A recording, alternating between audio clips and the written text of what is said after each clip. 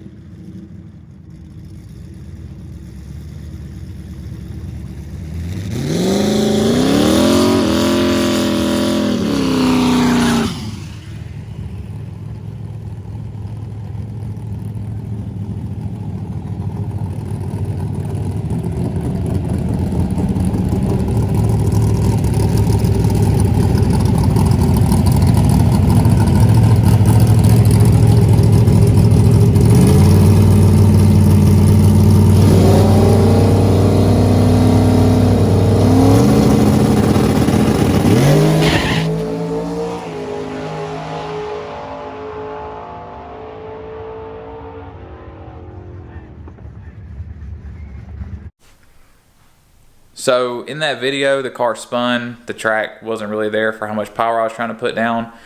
And then after that pass, it started to rain a little bit, and I noticed that I had a big oil pressure dip off the line. And me being an idiot, I forgot that I had only put 8 quarts of the break-in oil in the car. And normally when I'm racing the car, 8 quarts is fine normally, but when I race the car, I need like 9 or 10 quarts in it to keep from sloshing all the oil away from the pickup tube on launch, because the oil pan doesn't have a very good baffle in it. So I called it a night, and then after that all of this virus stuff kicked off, and I haven't had a chance to go back to the track. In that time, I've made a couple of upgrades that are really going to help the car. I want to share those with you guys because I've had a couple of questions on Instagram and a couple of posts I've made on Facebook. And it's just easier for me to answer all those questions in the video than to respond to everyone individually. So I'll go ahead and show you guys what I've done to the car.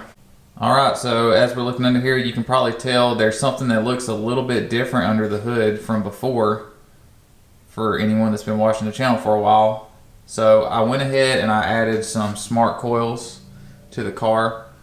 Before I talk about them, I just want to talk about the ignition that I was running prior to this. And that was the stock Ford ignition. So I wanted to talk about these coils here for a second. So I was running the MSD coil-on plugs. Now there's a lot of debate out there on forums and stuff about these MSD coils not being as good as the stock coils, and basically the stock coils being the best, and everything else is not as good as the stock coils. I burned up a couple of stock coils, and I ended up switching over to these because I bought them years ago, and I read those same things, and I had put these in a box and forgotten about them. I put these back in the car, and I was able to run the 803 at 169, and that was a 515 at 136 to the 8th mile. Obviously I was probably pushing these things to the very edge of what they were capable of. The spark plug gap was getting pretty tight at 18 thousandths. And these things were definitely on the verge of not being able to keep up anymore. And I'm really hoping that with the addition of these new smart coils that they're going to help the car out, especially on higher boost levels. But yeah, these things are pretty basic. They work pretty well for me. So I'd say if you're staying under 1,000 horsepower, I mean, these will work fine, and they'll even work over 1,000 horsepower, just not as efficiently as something with a little bit more power. And then also, I have like kind of a theory that's not really based on any kind of real information, but a lot of guys claim they have issues with those MSD cops on stock ECUs. When you get the Holley ECU, it comes with these coil drivers, and you can actually manipulate your dwell time a little bit and run a little bit more. You can run 1.7 milliseconds to dwell, which is 0.2 more than I believe the stock ECU runs. So you can obviously get these to charge a little bit longer and put out a little bit more power. But I have just if I was going to make a guess at why these work so well, I think it has a lot to do with these Holley coil drivers. They're probably a little more robust than what your stock ECU uses to drive the stock coils. So enough about those. I swapped over to these MSD coils. These things are pretty cool, extremely powerful. And obviously going to these smart coils, I had to change over to a spark plug wire setup. So I actually found these cut to length, custom length spark plug wires made by Trick Flow. Pretty cool. You can see that you can label. They come with little plastic clips to label each spark plug to its respective cylinder.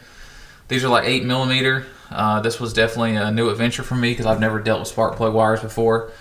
So I had to learn. It's not very hard, but I had to learn how to cut these, strip them, and recrimp these ends onto them. Wasn't too bad overall though. I had to make this harness for the coils. I had to make all the custom length spark plug wires, and I'm probably gonna get a second set of these as well to keep in the trailer, just in case I were to somehow burn one up. But I got all these made. I feel like they turned out pretty good. These are ICT billet remote mount coil brackets right here. Turned out really nice. Same on this side.